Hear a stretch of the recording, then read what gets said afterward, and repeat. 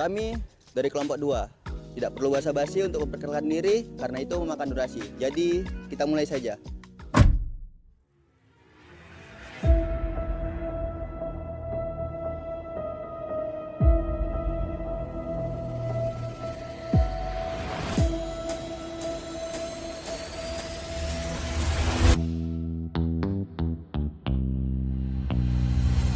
Pasal 1.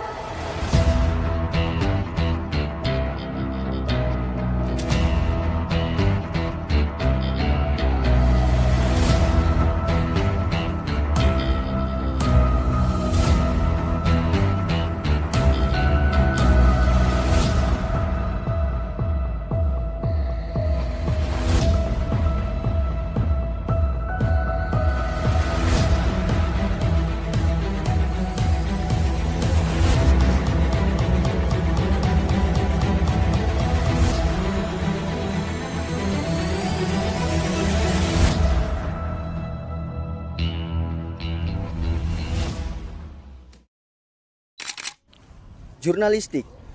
Mata kuliah yang menarik menurut saya. Tapi, bukan itu pembahasan kita. Ini pembahasan kita. Wartawan Indonesia harus bersikap independen, menghasilkan berita yang akurat, berimbang, dan tidak beretikat buruk. Interupsi. Bisa tolong jelasin dulu kita mau bahas apa? Benar, kita akan bahas tentang Undang-Undang Nomor 40 Tahun 1999 tentang pers dan kode etik jurnalistik. Apa itu pers? Apa itu jurnalis? Dan apa itu kode etik? Undang-Undang Nomor 40 Tahun 1999 tentang pers. Wartawan adalah orang yang melakukan aktivitas jurnalistik secara rutin. Wartawan bekerja untuk mencari dan menyusun berita untuk dipublikasikan dalam surat kabar, radio, majalah, televisi, ataupun internet. Terus hubungannya dengan kode etik apa? Setiap profesi tentunya memiliki kode etik yang telah disepakati bersama sebagai acuan di dalam pekerjaan. Begitu juga dengan profesi jurnalis. Oh, oke. Baiklah, kita ulang. Pasal 1. Isi pasal ini tidak terlalu rumit. Kata independen, akurat, dan tidak beretikat buruk menjadi kunci pasal ini. Independen, anggap saja itu seperti kebebasan. Tapi bukan berarti menulis berita itu terserah wartawan ya. Kebebasan yang dimaksud itu tidak ada campur tangan, paksaan, dan propaganda di dalamnya. Walaupun itu dari pemilik perusahaan pers itu sendiri. Akurat.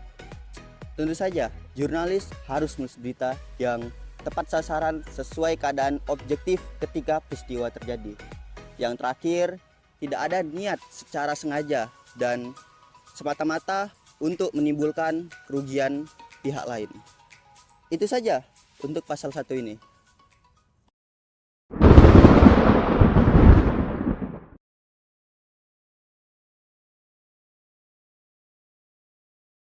Apakah kau pernah melihat orang ini? Jauhkan dariku. Tenang, nak. Itu hanya gambar, bukan orang yang sebenarnya. Sekarang kami akan perlihatkan gambar ini padamu dan kau katakan apakah kau pernah melihat orang ini, mengerti? Iya. Baiklah. Ya, mengerikan.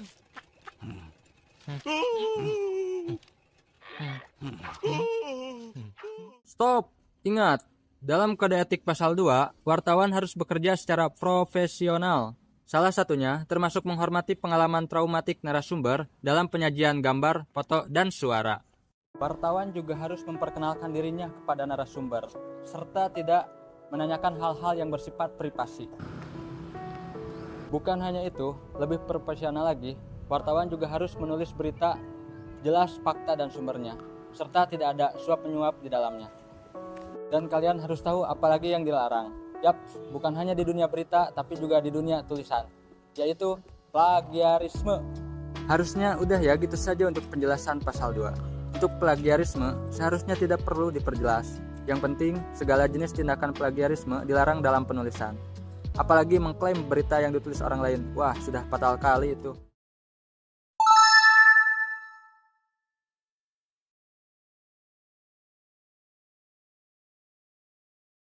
Mengutip dari web naraca.com.id pada halaman berikut, seorang narasumber mengungkapkan kalau wartawan tidak boleh memasukkan fakta opini pribadi ke dalam berita. Penjelasan itu juga sama di berbagai platform lainnya. Jelas jika melakukannya itu merupakan melanggar kode etik jurnalistik yang dimana dilarang untuk mencampurkan fakta dan opini yang menghakimi, serta dalam berita tidak boleh asal menuduh orang yang tidak bersalah.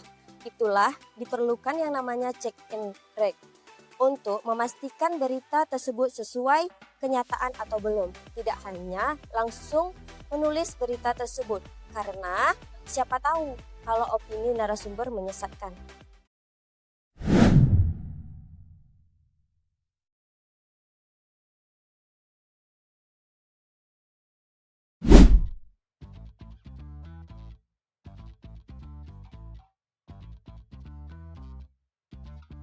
Loh, kok masih di sini?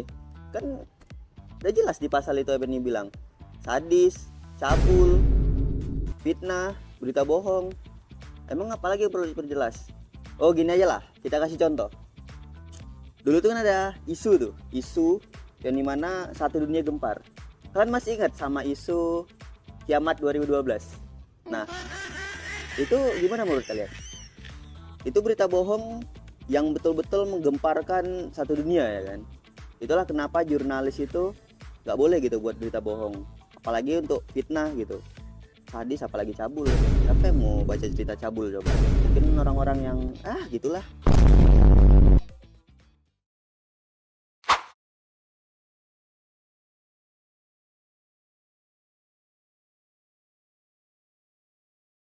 Kalian pasti pernah lihat nama yang disamarkan kalau menonton berita, misal pada berita di halaman Detik.com. Terungkap Maisoroh ternyata tewas di tangan tetangganya. Dalam berita tersebut, tertulis polisi menangkap AS yang berumur 53 tahun. Nah, penggunaan inisial tersebut demi melindungi keamanan dan privasi pelaku. Mengungkapkan nama pelaku dapat memiliki konsekuensi serius terhadap keamanan mereka atau orang lain, terutama jika itu adalah kasus kejahatan yang serius atau kontroversial. Bisa saja jika publik tahu nama pelaku, keluarga pelaku akan terancam kenyamanannya. Nah, di situ ada nama Maisarah sebagai korban. Itu kenapa tidak disamarkan? Dalam beberapa kasus, kelalaian dapat menyebabkan nama korban tetap dirahasiakan, terutama jika mereka adalah korban kejahatan seksual atau kekerasan yang rentan. Namun, dalam kasus lain seperti pembunuhan ini, keluarga korban mungkin ingin nama mereka dipublikasikan untuk memberikan suara kepada mereka yang tidak lagi bisa berbicara. Terus, bagaimana jika keluarga ingin nama korban tetap dirahasiakan? Pakai nanya segala.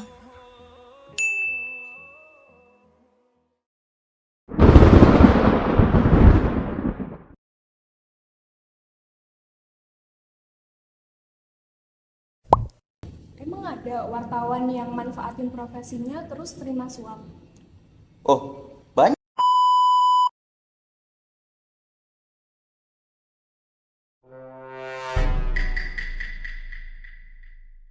Lah, ini apa? Dewan Pers memastikan bahwa aksi tidak terpuji tersebut bukan dilakukan oleh wartawan, tetapi mereka yang mengaku sebagai wartawan.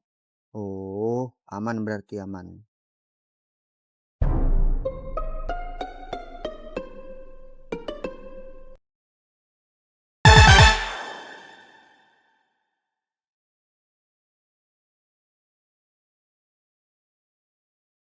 Masalah hak tolak. Hak tolak ini mirip seperti pasal 5 tadi, yang mana narasumber tidak ingin disebutkan identitasnya. Begitu juga jika dia tidak ingin disebutkan sebagai narasumber di dalam berita tersebut. Maka dari itu, sebagai wartawan harus dapat menghormati keinginan tersebut sesuai dengan kesepakatan. Lalu, apa itu embargo? Secara sederhana, embargo itu artinya menunda publikasi berita sesuai dengan kesepakatan. Contohnya, hal ini biasa terjadi pada berita-berita yang mengharuskan menunjukkan isi dari sebuah surat keputusan, dan narasumber ingin publikasi berita itu dipublikasi setelah surat keputusan dibacakan.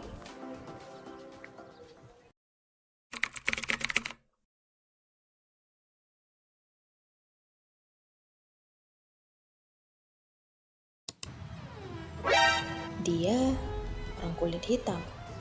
Pasti dia pelakunya. Ingat, wartawan tidak boleh menulis berita dengan prasangka buruk hanya karena penampilan dari seseorang, apalagi sampai merendahkan orang tersebut karena kekurangan yang dimilikinya, seperti menjelek-jelekan masa depan seseorang hanya karena dia memiliki kekurangan.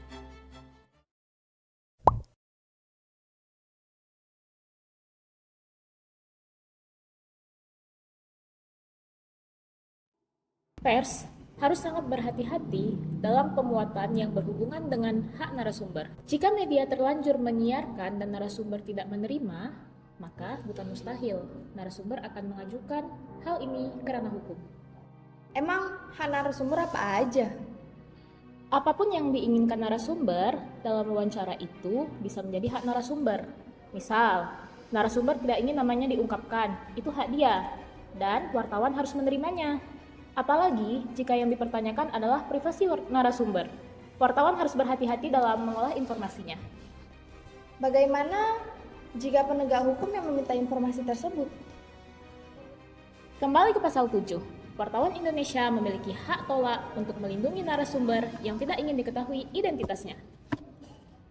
Bukannya pasalnya terlalu menguntungkan jika narasumbernya pelaku korupsi yang tidak ingin identitasnya diketahui publik? Meskipun privasi narasumber harus dihormati, ada situasi di mana kepentingan publik yang lebih besar dapat mengatasi hak privasi individu. Ini biasanya terjadi ketika informasi yang terkait dengan kehidupan pribadi seseorang memiliki dampak signifikan terhadap masyarakat secara umum. Contohnya, kasus korupsi yang kamu sebutkan tadi.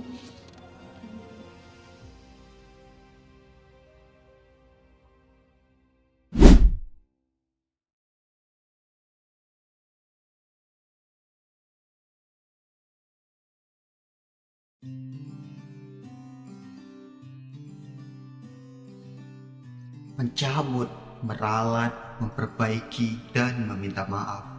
Terdengar seperti kehidupan ini, kita tidak tahu siapa pembacanya. Kita tidak tahu siapa yang melihat beritanya. Tetapi tetap saja kita harus minta maaf kalau melakukan kesalahan, lalu memperbaiki berita yang salah, atau bahkan menghapusnya, baik itu saat setelah diprotes maupun belum diprotes. Memang benar, sangat fatal jika melakukan kesalahan. Itulah mengapa wartawan harus teliti dan berhati-hati. Bayangkan jika wartawan salah menulis jumlah uang yang dikorupsi. Mungkin akan beda pandangan pembaca terhadap pelaku. Misal, dana korupsi 8 triliun berubah menjadi 88 triliun. Bayangkan sendiri kericuhan yang terjadi akan seperti apa. Jika kesalahan seperti itu terjadi, berita harus segera diralat secepat mungkin, beserta permintaan maaf.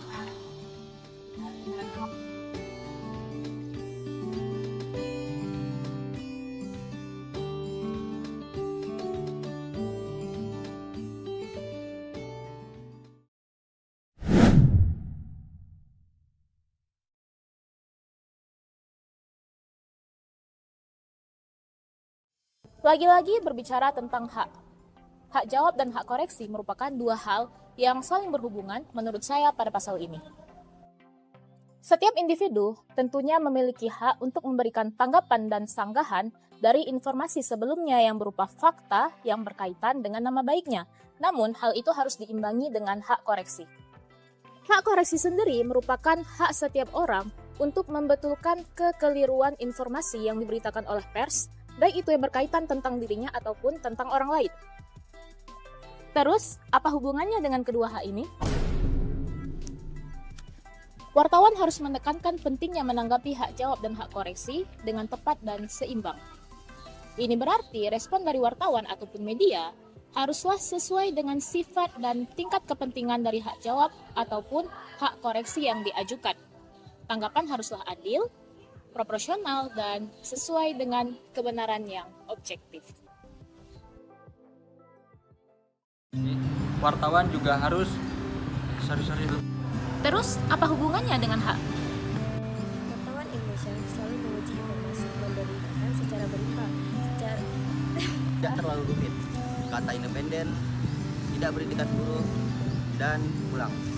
sebuah surat keputusan dan narasumber ingin berita itu dipublikasikan setelah Bagaimana jika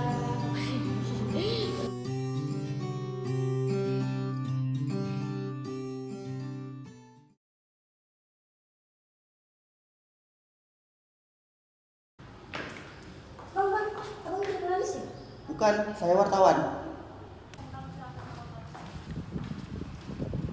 Bang. Ya, apa? Abang wartawan ya? Bukan, saya jurnalis. Oh, jurnalis.